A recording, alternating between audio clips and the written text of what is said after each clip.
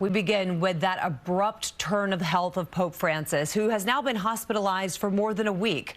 These are live photos from St. Peter's Square in Vatican City, not far from the hospital where the Pope is being treated. At this hour, Francis remains in critical condition after developing what doctors call an asthmatic respiratory crisis. Despite this, the Vatican says the Pope continues to be alert and spent the day in an armchair. Bordonaro has been monitoring all the developments. She joins us now with the latest. Lori. And Jessica, doctors say Pope Francis is alert but needs supplemental oxygen. The Vatican calling his condition touch and go. And tonight, Catholics from all over the world are praying he can overcome this latest setback.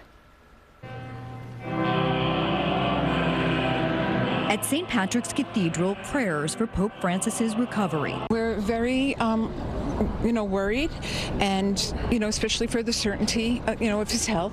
The Vatican says the 88-year-old is in critical condition at Gemelli Hospital in Rome, suffering from a respiratory crisis.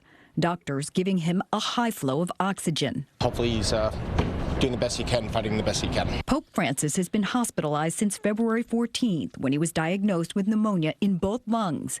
In recent weeks, he was seen in a wheelchair, appearing to be in good spirits. His sudden deterioration concerning for Catholics. I didn't know it was getting worse. I kind of feel a little, it hurts a little. When the man's 88, when the man only has 3/4 of his lung capacity, and when he's got such serious difficulties with his bones and his stomach and everything else, we kind of knew it might be time for him to go home. Kind of hope not. I love him. Cardinal Dolan praising Francis for his grit and resilience during his 12 years as Pope. He's taught us a lot about being realistic about your struggles, your health, your aches, your pains. He's the first pope that actually tried to talk to many different communities, religions, just like, races, everything.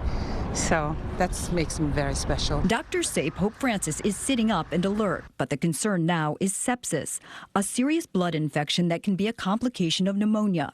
Parishioners hopeful the Pope will recover and return to the Vatican, which is set to hold its Holy Year celebrations this weekend. Ultimately, it is God's will, what happens, and he's our leader, and we just hope for the best.